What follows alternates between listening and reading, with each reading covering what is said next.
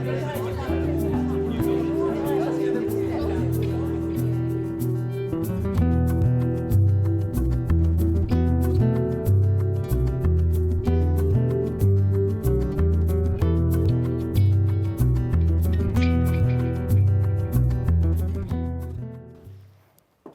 days, we have been hearing a lot and talking about a lot about complexity. So, complexity is having too many goals to meet, a network of interrelated practices, learning loops, several layers, learning from teaching and teaching to learn. Complexity is complex, taking risks, many tensions being in control, this, or knitting all the colors together, or this, but in colors. Complexity is uncertainty. When issues of integration are put into practice, there are tensions. I'm just going to give a brief outline of the results that we have from our project, learning about teaching argumentation for critical mathematics education in multilingual classrooms. Our research question, the main research question for the whole project, was what supports and what hinders pre-service teachers to learn about argumentation for critical mathematics education. Having synthesised all of the data, we have come up with 4 tensions. I'm going to introduce each of the tensions. You will then see from some of the presentations at our final conference what some of those tensions might look like in some of the data, and then I'll summarise what each of those tensions have to say about pre-service teaching and teacher education. So this is an excerpt from a group in which one member became silent during the mathematical group discussions. So we listened to their reflection after what did actually happen. And then student 1 said, when somebody says, do you understand? Then you get a little that it might be uncomfortable, that you just say yes, because they continue to calculate anyway, so I do not have to say anything really, so I can just sit and say oui. Several students mentioned in these reflective discussions that they were not good in fractions, or when they wrote these written dialogues that we're not analyzing here, that they couldn't make the participants be explorative because they weren't good in fractions. But we have a lot of examples here that actually the knowledge about fractions was not decisive whether it became exploratory talk or not. It was rather if the lack of knowledge was a group responsibility made public and up to discussion for the whole group, or if it was an individual problem where they were just hiding away. So we have some examples to the left when Peter says, can I ask something? Or says, don't you have 2 times on both sides? Here they are unsecure about fraction rules, but they take still the position as co-investigator and discuss this with the whole group. While to the right, it says, I think I didn't have so much to contribute. I thought it was very difficult, and then it's not easy to say something when you're doing the calculations and I don't understand anything. So this PT is positioning herself as a novice and just hiding away. And then the lack of knowledge about fractions is not discussed in the group and they don't get any further. So in those examples that you have just seen from some of the presentations, there is occasions where the uncertainty caused the pre-service teachers to reduce the amount of learning opportunities for the school students, or the teacher educators to reduce the possibilities for learning of the pre-service teachers. But at the same time, if we could actually recognise that uncertainty as teacher educators and move the pre-service teachers through that, we did find that the teaching in the practicum was improved. So our pre-service teachers who took on mathematical modelling, for instance, who gave control to the students, they found that they learned a lot more about what the school students were capable of.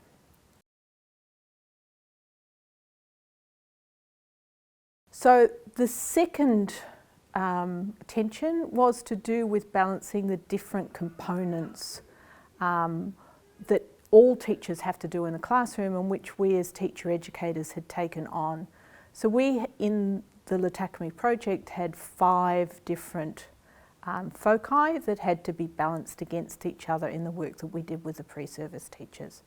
You'll see just a couple of snippets from our presentation to do with some of those balancing of different foci. You can of course do modeling and learn about modeling, but in this case we saw that modeling was not just learning about modeling and doing modeling.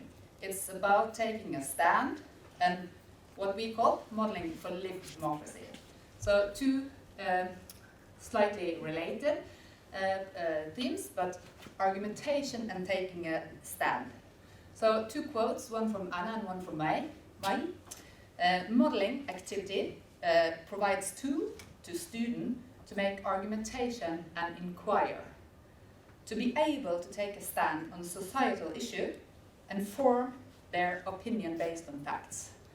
Also, modeling can be an excellent way for students to think for themselves, formulate thoughts and form their own standpoints. So this is about argumentation and taking a stand. Related to that is an inquiring human being taking part in society. So Anna said that modeling enables students to take part in society and that we give them the tools to become a human being about who is inquiring and wonders about issues in society. So this shows that modeling is not just learning to model. It's developing students as critical citizens, responsible citizens, and learning to deal with society, problematic maybe, issues of society as human beings.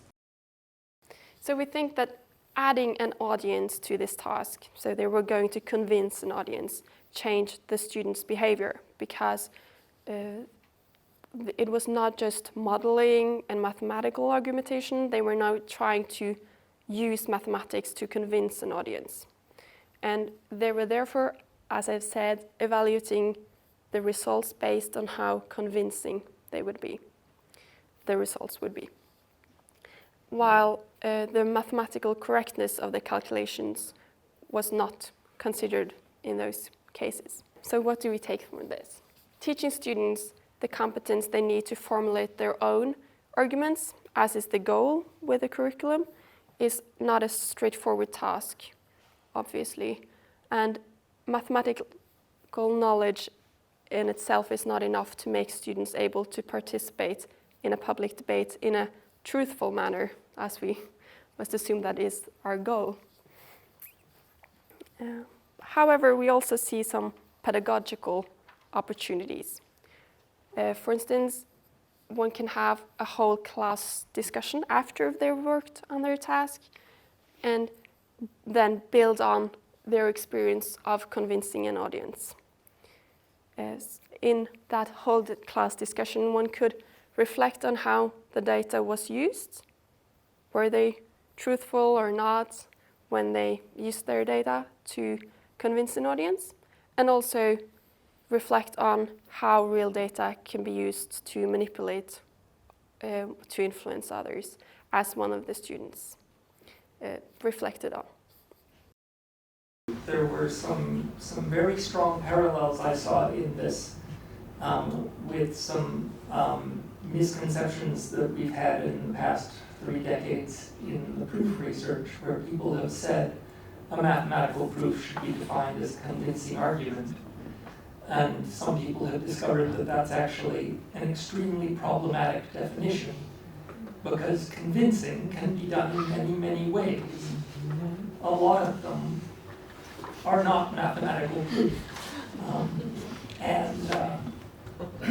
So that was a connection I made, and a connection that this happens not only in a realistic context, where you might, for social reasons, want to convince people of a certain thing, but a long time ago, Latacme and Latacme did a study where kids were doing all sorts of things to convince each other of the mathematical truth of false statements, using their social ability to convince.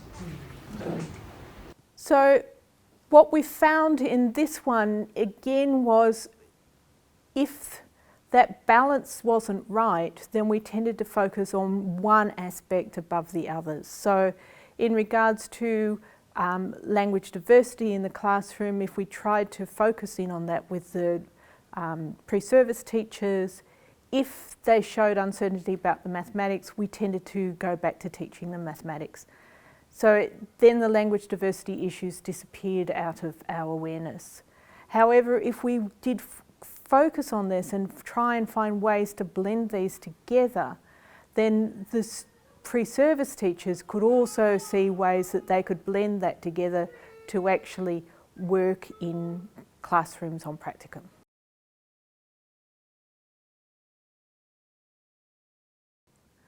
The third tension was about getting the balance between the short-term needs for something which had to be done immediately and the long-term needs where we recognise that learning takes time and some complicated understandings took more time to develop than what could be done in maybe one workshop. So here you will see a couple of snippets from, again, the final presentation of our results, which illustrate some of this balance of balance between the short and the long-term needs. We'll talk about three tensions that I identified. The first one is about my teaching and the pre-service teacher's teaching.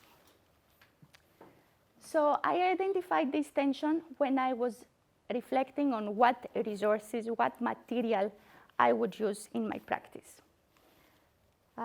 So I considered, are they relevant for my teaching goals, or are they relevant for the pre-service teacher's practicum, for their needs and for their experiences of teaching? The problem is that when I did that, when I focused on those two, it was difficult to focus on how would these resources and material be used in explicit activities of intellectual work. So I was only justifying the resources, but I was not making the activities. So focusing on these components was making, the implication was that this was not achieved. And also, focusing on pre-service teachers' needs was only focused on what are their needs for teaching the mathematics and not necessarily about teaching in multilingual classroom. As you can see from those snippets, it's not an easy balance to do, but we did in fact make some decisions in the project. So some of the things of the different foci, for instance, to do with modelling, we only focused on providing the 3-act model to the pre-service teachers they can use on practicum, and recognise that we'd have to come back to it in other courses, in other years.